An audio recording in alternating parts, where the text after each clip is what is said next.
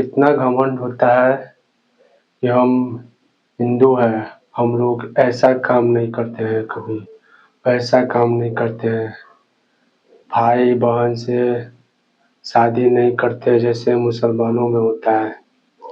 जितना बुराई करना हो सके उतना बुराई करते हैं और अपने धर्म का जितना बड़ाई कर सकते हैं उतना बड़ाई करते हैं। कई लोग भगवान बुद्ध को हिंदू धर्म का भगवान मानते हैं और आधे लोग नहीं मानते हैं, क्योंकि ये लोग केवल भगवान का इस्तेमाल करके अपने आप को एकदम वीर पुरुष बनना चाहते हैं और जो उन्हें भगवान मानता है वो इसलिए मानता है कि वो मेरे देश में जन्म लिए और जो लोग उन्हें भगवान नहीं मानता इसलिए क्योंकि वो अपनी पत्नी को छोड़कर चले गए, अपने बच्चे को छोड़कर चले गए।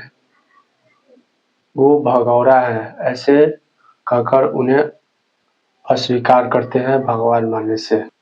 और हमारे देश के पंडितों ने इसलिए उन्हें भगवान नहीं माना क्योंकि उन्होंने सत्य पर सवाल उठाया, अंधविश्वास को अस्वीकार किए, सत्य को ढूंढे और सत्य को ढूंढने निकले।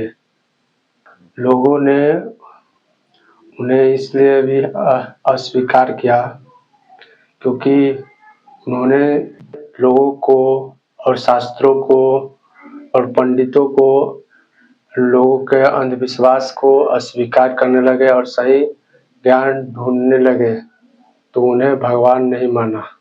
और जैसे जैसे ओशो रजनीश सेक्स के बारे में बात करने लगे तो उन्हें भी आजकल के पंडित लोग उन्हें गलत बोलते हैं कि उनका बात मत मानना, वो गलत है। देखिए, यहाँ पर जब भगवान कृष्ण थे तो उस समय भी पंडितों ने विरोध किया था कि इंद्र पूजा करो। ये लोग पंडित और पुजारी, ये लोग केवल शास्त्रों के नाम पर चलते रहते हैं और असल जिंदगी नहीं देखते हैं। और भगवान बुद्ध ने भी खुद से सत्य ढूंढने निकले, ना कि वो भागे। उन्हें बचपन से ही, बच्चा से ही महल में कैद रखा गया था। आप उनके जगह होते तो क्या सोचते? आप खुद सोचिए, आपको अगर बचपन से ही एक महल में कैद करके रखा जाए, पढ़ाया लिखाया जाए और नगर में ना घूमने दिया जाए और आपको एकदम जवान हो जाने पर आपको अलग-अलग तरह के बातें समझ में आती है, बड़ी-बड़ी चीज़ दुनियादारी दिखती है, तो आप खुद एक उलझन में फँस जाएँगे और आप अपने आप को संभाल नहीं पाएँगे और मन में बहुत सारे सवाल आएँगे। इसलिए भगवान बुद्ध ने घर छोड़ा होगा ज्ञान ढूँढने के लिए। आज ओशो को लोग केवल सेक्स के ऊपर चर्चा करने पर गलत बोलते हैं, लेकिन खुद वर्षों से जो देवदासी के नाम पर लड़कियों के साथ गलत काम किया जा रहा था कि भगवान का आशीर्वाद है, भाग्यशाली हो, ऐसे-ऐसे परंपराएं बनाई गई थी कि भगवान का आशीर्वाद है और उसके साथ गलत किया जाता था। हमें उस देवताओं को पूजा करना चाहिए जिन्होंने ये परंपराओं को अपने संघर्षों से ख़त्म किया, पूरे समाज से लड़ा, कितना कष्ट सहा होगा। अगर आप अभी किसी बाबा के बारे में बोल देते हैं तो अनपढ़ गँवार लोग आपके पीछे पड़ जाएंगे। जिसको धर्म के नाम पर कुत्ते जैसा पाला गया है वो आपके ऊपर छोड़ दिया जाएगा, जो धर्म जात के नाम पर पाल रखा है। अगर आप किसी से प्यार करते हैं उसे समाज को देखा नहीं जाएगा, लेकिन अगर आप किसी वेशभूषा में पंडित के नाम पर, ब्राह्मण के नाम पर कोई गलत करता है और आप उसे बोलते हैं तो आपका पूरा समाज, घर आपके खिलाफ लड़ने लगता है, आपको जान से मारने तक का धमकी दे सकता है। इतना अंधभक्ति है।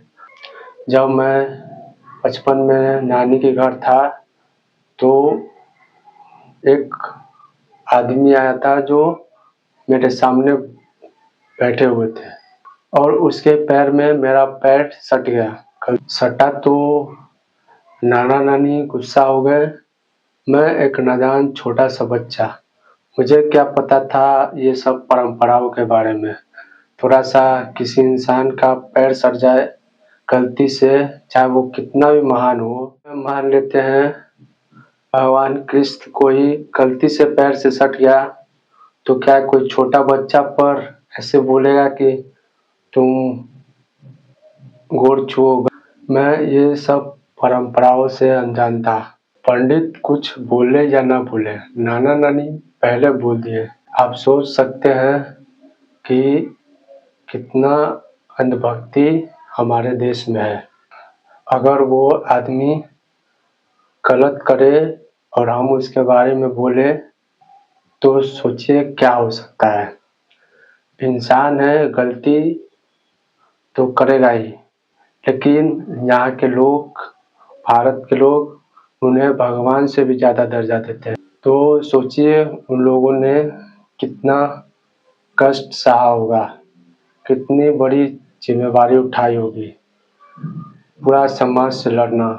मुझसे तो थोड़ा सा गलती से पैर सट गया तो मुझे सज़ा मिला कि पैर छुओ। हालांकि अगर मैं उनको सम्मान नज़र से देखता तो भी उनका पैर छूना नहीं, और किसी का पैर छूना है तो अपने हृदय से छूइए। मैं अपने हृदय से छूता तो कोई बात था। और जो लोग इसके खिलाफ थे, जो देवदासी के नाम पर हो रहे गलत काम के विरुद्ध खड़ा हुए, उस समय तो खुलेआम होता था धर्म के नाम पर। और धर्म के किस संस्कार पर गर्व करे जो लड़कियों को पढ़ने न दिया, जो नीचे जात को पढ़ने न दिया, जो लड़कियों को बाहर न निकलने दिया, दबा कर रखा, पिंजरे में बंद करके रखा, उस धर्म पर गर्व करे। किस बात पर घमंड करते हैं। और आजकल के पोकी बाबा कहते हैं कि पहले ठीक था कि लड़कियों का कम उम्र में विवाह हो जाता था, वो घर को अपना लेती थी। लेकिन ये लोग ये नहीं कहेंगे कभी कि पहले लड़कियों के साथ बहुत अत्याचार होता था, बचपन में शादी करा दिया जाता था किसी बूढ़े आदमी के साथ। ये तो कभी नहीं कहेंगे। केवल चिल्लाना आता है हमारा हिंदू धर्म, हमारा हिंदू धर्म। हम लोग ऐसा है, गलत आचरण आ रहा है। कम उम्र की लड़की को बूढ़े से शादी करा दिया जाता था और बूढ़ा मर जाने के बाद बेचारी जीवन भर नर्क से भी बदतर जिंदगी जीती थी। ये कभी नहीं कहेगा। कभी कोई बाबा इन गलतियों का उजागर किया है? नहीं करेगा, क्योंकि इसी धर्म के नाम पर करोड़ों आदमियों को मूर्ख बनाया जाता है और अपना धंधा चालू रखते हैं और अपने आप को भगवान मानते हैं, सनातन धर्म का भगवान। और उनका सनातन धर्म अलग है। उनका सनातन धर्म ये नहीं सिखाता कि हर इंसान में भगवान कृष्ण है, सबको एक नज़र से देखो, अच्छों को सम्मान करो, बुरों को बुरे नज़र से देखो। वो सिखाएगा वो मुसलमान है उसे मार डालो, ये हिंदू है बलात्कारी है तब भी पूजा करो, वो जेल से छूट के आया त्योहार मनाओ, वो पंडित है वो पापू हैं, वो बलात्कार किए, उसे फंसाया गया, वो भगवान है। ऐसा है उनका हिंदू धर्म, उनका सनातन धर्म। और ये लोग लोगों को बहुत अच्छे से मूर्ख बनाते हैं, ये बोलकर कि तुम सनातनी हो, तुम्हारा धर्म सबसे बड़ा है, तुम महान हो। ऐसे ऐसे बात करके लोगों को बहुत अच्छे से मूर्ख बनाया जाता है। और लोगों को भी ये सुनकर बहुत गर्व महसूस होता है कि हम बहुत महान हैं, हम सनातन धर्म में जन्म लिए हैं। ये लोग ये सिखाना चाहते हैं, तुम सनातनी हो, बलात्कार करो मगर सेक्स मत करो। ये लोग ये सिखाएंगे कि बहन का बलात्कार होने दो, मगर बहन को प्यार करने का इजाज़त मत दो। भले ही ये मुँह से कभी न कहा हो, लेकिन इनका विचारधारा बिल्कुल ऐसा ही है। अगर ऐसा विचारधारा नहीं होता तो ये लोग क्यों नहीं कभी आवाज़ उठाते हैं बलात्कारियों के खिलाफ? कभी किसी बाबा को सुनते हैं बलात्कारियों के खिलाफ आवाज़ उठाते हुए? नहीं, केवल भगवत गीता के नाम पर रट्टा मारना, हिंदू धर्म चिल्लाना, लोगों को बहुत अच्छे से मूर्ख बनाया जाता है। और लोगों को लगता है ये कोई आम इंसान नहीं है, भगवान है भगवान, कृष्ण भगवान के जैसे, कृष्ण भगवान का अवतार है। अगर बहन बेटी किसी से प्यार कर ले, किसी दूसरे धर्म से प्यार कर ले, किसी दूसरे धर्म के लड़के से या लड़की से प्यार कर ले, तो धर्म नाश रहा है। कहेंगे घोर कलयुग आ गया, कोई ले जाकर इन लोगों को पढ़ाइए। और कलयुग तो आया ही है, लेकिन किसी और के वजह से नहीं, ये पाखंडी बाबा, फोकी बाबा के कारण ही आया है, जो स्पष्ट नहीं होता कि धर्म कर रहे हैं या अधर्म। धर्म के नाम पर अधर्म करते हैं। एक समय होता था जो अपना पक्ष चुनता था, जैसे महामहिम भीष्म जानते थे कि हम अधर्म के पक्ष में हैं, लेकिन आजकल का बाबा को तो पता ही नहीं चलता है कि धर्म कर रहे हैं या अधर्म कर रहे हैं। बस जिस रूप में अपना लालच पूरा हो, अपने आप को महान साबित कर सके, उस रूप में, उस विचारधारा में जीते। जाइए पहले पढ़िए लिखिए, और क्या सनातन धर्म का रट लगा रखे।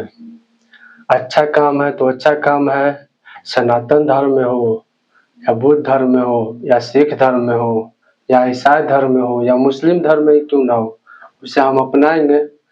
आज मैं इसलिए किसी का पैर नहीं छूता या पैर छूता हूँ क्योंकि हमारा संस्कार है, हमारा धर्म है।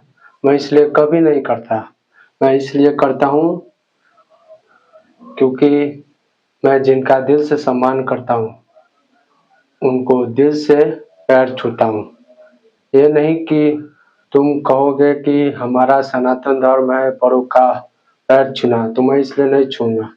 मैं इसलिए छूँगा कि मैं उनको दिल से चाहता हूँ, मैं उनको दिल से प्रणाम करता हूँ, इज्जत करता हूँ तब। और आगे नहीं भी झुकता हूँ तब भी मैं उनको दिल से प्रणाम करता हूँ, और मैं उनको देखकर वो खुशी महसूस करता हूँ जैसे महान इंसान को देखकर, भगवान को देखकर। मैं सबका पैर नहीं छूता, टीचर्स का ही छूता हूँ, लेकिन हर टीचर का नहीं। जो टीचर अच्छे हैं उनको ही, उन्हें देखकर ही दिल में सुकून मिलता है। ये सच है कि मैं उनके भरोसे का कीमत नहीं चुका पाऊँगा जो वो हम पर भरोसा करते थे। और किसी टीचर का मैं चेहरा तक नहीं देखना चाहता, क्योंकि उसमें टीचर का गुण था ही नहीं।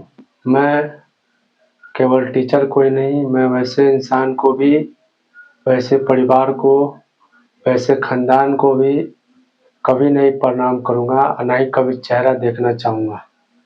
मैं बचपन से नानी के यहाँ रहा, लेकिन मैं उन लोगों का सम्मान नहीं करता, क्योंकि उन लोगों ने मेरा प्रेम और मेरा भरोसा को छोड़कर लालच को चुना।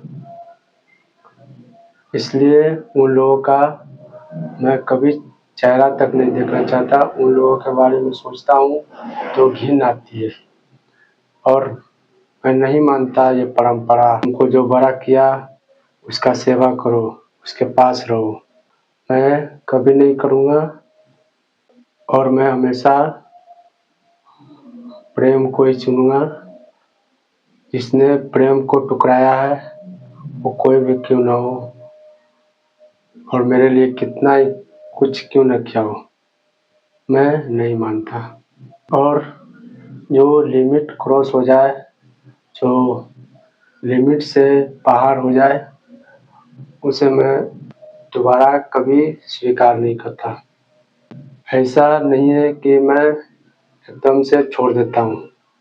मैं बोलता हूँ कि यह गलत है, लेकिन वो लोग खुद संभलने के बजाय या खुद सुधरने के बजाय हमें ये दोषी ठहराते हैं। जिस विचारधारा को मैं साफ करने गया था, उसने मुझे मूर्ख समझा।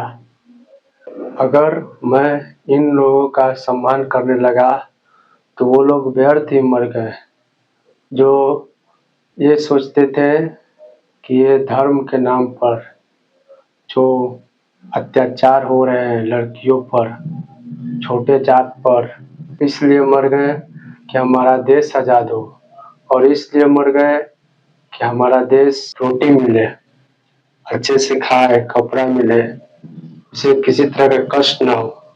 हम उन्हें सम्मान करेंगे। ऐसे लोगों को सम्मान करना और उन लोगों का भी सम्मान करना, यह दोनों बराबरी कभी नहीं हो सकता है। मैं केवल महात्माओं को, या फिर जो सत्य के साथ थे, प्रेम के साथ थे, करुणा के साथ थे, उनका ही प्रणाम करूँगा। मैं उन लोगों का ही सम्मान करूँगा, और उन लोगों का अधूरा काम भी पूरा करूँगा, पूरा करने का कोशिश करूँगा।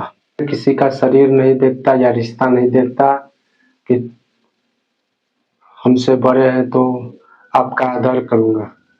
आप मेरे माँ बाप हैं तो आपका आदर करूँगा।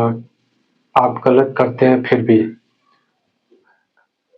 आप हमारे टीचर हैं फिर भी मैं आपको प्रणाम करूँगा कि आप गलत हैं। मैं रिश्तों से नहीं, गलत गलत ही होता है और सही सही होता है, चाहे दुश्मन करे या माँ बाप करे। चोट से दर्द तो होता ही है। अब संभलने का समय आ गया है। वैसे बलि का बकरा तो बन ही गए हैं लड़की और जात के नाम पर। एक दिन ये परंपरा और सनातन धर्म के नाम पर काट कर खा जाएंगे। जय श्री कृष्ण।